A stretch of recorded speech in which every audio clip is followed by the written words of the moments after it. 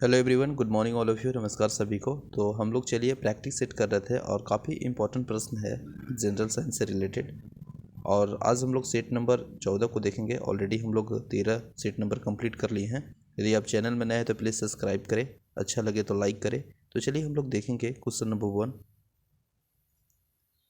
Question number 1 है कि शुष्क सेल है तो शुष्क सेल क्या है?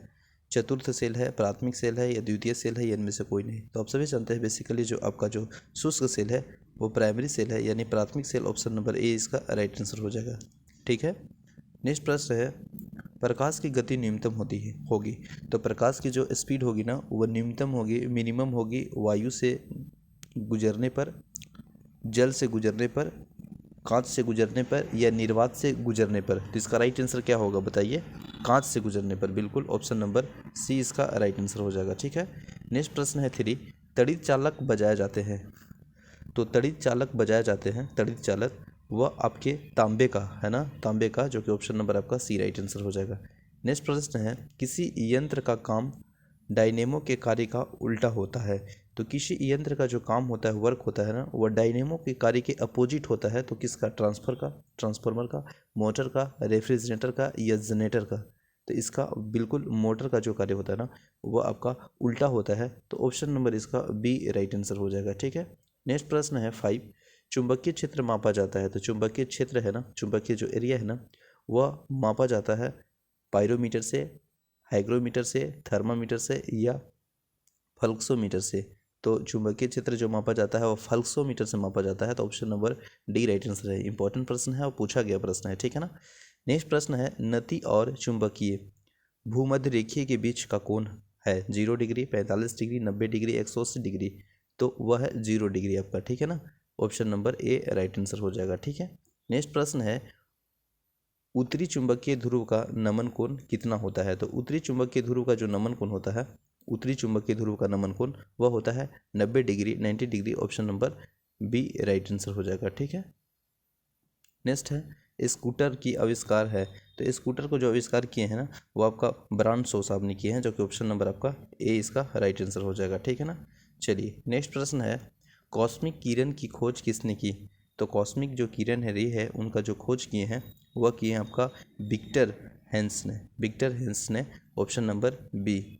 नेक्स्ट प्रश्न है, नाभिकीय रिएक्टर में ऊर्जा उत्पन्न होती है। तो नाभिकीय रिएक्टर में जो ऊर्जा उत्पन्न होती है वह नियंत्रण संलयन द्वारा या फिर आपका अनियंत्रण संलयन द्वारा या फिर नियंत्रण विखंडन द्वारा या अनियंत्रण विखंडन द्वारा। तो देखिए नाभिकीय रिएक्टर में बात की जा रही है। तो नाभिकीय रिएक्टर में जो आपका ऊर्जा उत्पन्न होगी है ना वो आपका नियंत्रण विखंडन द्वारा होगी, विखंडन द्वारा, जो कि ऑप्शन नंबर आपका सी राइट आंसर हो जाएगा। ठीक है। नेक्स्ट प्रश्न है, कोबाल्ट 60 उत्सर्जित करता है। तो कोबाल्ट 60 जो उत्सर्जित करता है वो आपका करता है गामा, अल्फा बीटा गामा। तो गामा में, जो कि ऑप्शन नंबर आपका सी राइट आंसर हो जाएगा। ठीक है। नेक्स्ट प्रश्न है, पॉजिट्रॉन की खोज किसने की थी? तो पॉजिट्रॉन की जो खोज की है वह आपका शार्प किया है एडर्सन, है ना। ऑप्शन नंबर ए हो जाएगा एडर्सन, जो कि ए में राइट आंसर हो जाएगा। ठीक है। नेक्स्ट प्रश्न है, एक सामान्य शुष्क सेल में विद्युत अपघटन होता है। तो एक सामान्य शुष्क सेल में जो विद्युत अपघटन होता है वह होता है ओमेनियम क्लोराइड, है ना, जो कि option number C right answer हो जाएगा। ठीक है। नेक्स्ट प्रश्न है, अतिचालक का लक्षण है। तो अतिचालक का जो लक्षण है वह है आपका उच्च परागम्यता या निम्न परागम्यता, शून्य या अनंत। तो इसका राइट आंसर हो जाएगा उच्च, उच्च यानी हाई, है ना। Option number A right answer हो जाएगा। नेक्स्ट प्रश्न है, ठोस कपूर में कपूर वाष्प बनाने की प्रक्रिया को कहते हैं। तो ठोस कपूर से कपूर वाष्प बनाने की जो प्रोसेस है, प्रक्रिया है, उसे कहते हैं ऊर्ध्वपालन, ऊर्ध्वपालन, जो कि ऑप्शन नंबर डी इसका राइट आंसर हो जाएगा। ठीक है ना। नेक्स्ट प्रश्न है, वैज्ञानिक आर्किमिडीज संबंधित है। तो वैज्ञानिक आर्किमिडीज जो संबंधित है वो रिलेटेड है, वह है आपका ग्रीस से, जो कि ऑप्शन नंबर डी इसका राइट आंसर हो जाएगा। ठीक है ना। नेक्स्ट प्रश्न है, वह यूरेनियम जिसमें निम्न समस्थानिक की समृद्धता है। तो वह यूरेनियम जिसमें कौन है? यूरेनियम 235, यूरेनियम 233, यूरेनियम 238 या यूरेनियम 239। तो बिल्कुल यूरेनियम 235 जो है ना जिसमें समस्थानिक समृद्धता है, और ऑप्शन नंबर जो आपका बी है वो राइट आंसर हो जाएगा। ठीक है। नेक्स्ट प्रश्न है, ब्रह्मांड में कौन सा तत्व सर्वाधिक मात्रा में पाया जाता है? तो ब्रह्मांड में जो आपका तत्व है वो मैक्सिमम जो सर्वाधिक मात्रा है वो आपका हाइड्रोजन है। Option number A right answer हो जाएगा। ठीक है, नेक्स्ट प्रश्न है चुंबकीय याम्योत्तर और भौगोलिक याम्योत्तर के बीच के कोण को क्या कहते हैं? तो चुंबकीय याम्योत्तर और भौगोलिक याम्योत्तर, चुंबकीय याम्योत्तर और भौगोलिक याम्योत्तर के बीच का जो कोण होता है वो पूछा जा रहा है, तो वो होता है चुंबकीय दिक्पान, है ना, चुंबकीय दिक्पान, जो कि ऑप्शन नंबर आपका सी राइट आंसर हो जाएगा। ठीक है, नेक्स्ट प्रश्न है सबसे अधिक वेदन क्षमता होती है? तो सबसे जो अधिक अगर मैक्सिमम वेदन क्षमता की बात की जाती है तो अल्फा किरण में, बीटा किरण में या गामा किरण में, या इनमें से कोई नहीं, तो इसका राइट आंसर हो जाएगा आपका गामा किरण में ना, तो गामा किरण जो कि ऑप्शन नंबर सी है वो राइट आंसर है। नेक्स्ट है यदि पृथ्वी पर वायुमंडल न होता तो दिन की अवधि होगी क्या? देखिए, अगर पृथ्वी पर वायुमंडल न होता तो दिन की अवधि कम होता, अधिक होता, या अपरिवर्तित रहता, या घटती बढ़ती रहता। ठीक है, तो सिंपल सी बात है, यदि पृथ्वी पर वायुमंडल न होता तो दिन की जो अवधि होता वह कहीं ना कहीं कम होता। ऑप्शन नंबर जो आपका ए है वह राइट आंसर हो जाएगा। ठीक है, नेक्स्ट प्रश्न है यदि किसी दर्पण को थीटा कोण से घुमाया जाता है तो परिवर्तन किरण का घूर्णन होगा। तो यदि किसी भी दर्पण को अगर थीटा कोण से आप मूव करिएगा तो उसका जो परिवर्तन चेंजेबल किरण घूर्णन होगा वह आपका होगा 2 थीटा, है ना, डबल हो जाता है 2 थीटा, यानी ऑप्शन नंबर इसका डी राइट आंसर हो जाएगा। ठीक है ना, नेक्स्ट है विद्युत धारा का पता लगाने के लिए किस उपकरण का उपयोग करते हैं? तो विद्युत धारा को पता लगाने के लिए जो उपकरण का यूज करते हैं वो आपका उपकरण है एमीटर, है ना, एमीटर, जो कि ऑप्शन नंबर कितना हो जाएगा? बी राइट आंसर हो जाएगा, एमीटर। ठीक है ना, नेक्स्ट प्रश्न है 24, और 24 में लिखा है कि एक एंगस्ट्रम बराबर होता है। तो इंपॉर्टेंट प्रश्न है और काफ़ी सिंपल है। एक एंगस्ट्रम बराबर कितना होता है? तो बताइए, 10⁻⁻10 मीटर, या 10⁻10 मीटर, या 10⁻2 मीटर, या 1 मीटर? तो एक एंगस्ट्रम बराबर 10⁻10 मीटर होता है, जो कि ऑप्शन नंबर आपका ए है वो बिल्कुल राइट आंसर हो जाएगा। ठीक है ना, नेक्स्ट प्रश्न है निम्नलिखित में से किस रंग का अपवर्तनांक सबसे अधिक होता है?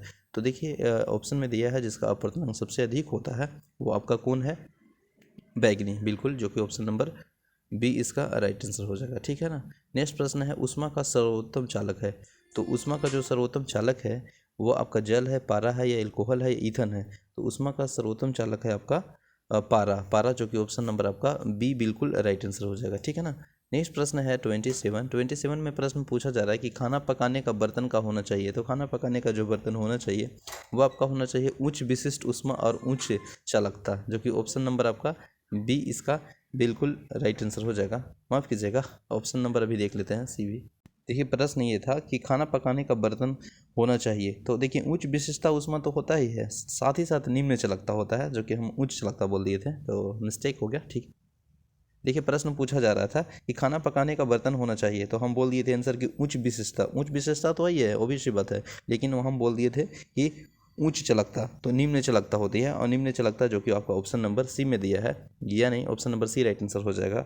खाना पकाने का बर्तन का होना चाहिए उच्च विशिष्टता ऊष्मा तथा निम्न चालकता, जो कि ऑप्शन नंबर सी इसका बिल्कुल राइट आंसर है। ठीक है ना, नेक्स्ट प्रश्न है किसी गैस, है ना, किसी गैस का आयतन प्रसारण गुणांक हमेशा होता है? तो किसी गैस का जो प्रसारण गुणांक हमेशा जो होता है वो होता है negative, negative in the sense ऋणात्मक, तो ऑप्शन नंबर जो आपका है ए राइट आंसर हो जाएगा। ठीक है, नेक्स्ट प्रश्न है 29 में दिया है कि पृथ्वी का द्रव्यमान है, तो पृथ्वी का द्रव्यमान कितना हो जाएगा? 6 × 10⁻24 किलोग्राम, जो कि ऑप्शन नंबर आपका सी राइट आंसर हो जाएगा। ठीक है, नेक्स्ट प्रश्न है भू स्थिर उपग्रह का आवर्तकाल होता है? तो भू स्थिर उपग्रह का जो आवर्तकाल होता है वो होता है 24 घंटा, 12 घंटा, 6 घंटा, या 28 घंटा? तो इसका राइट आंसर क्या हो जाएगा? 24 घंटा, option number D right answer हो जाएगा। ठीक है, नेक्स्ट है लिफ्ट की खोज किसने की? तो लिफ्ट का जो खोज की है वह कौन की है? तो वह एलिस ग्रेव ओटिन साहब ने की है, तो ओटिन जो कि आपका ऑप्शन नंबर डी दिया है वह राइट आंसर हो जाएगा। लगभग 1852 में किया गया। ठीक है ना, चलिए नेक्स्ट प्रश्न है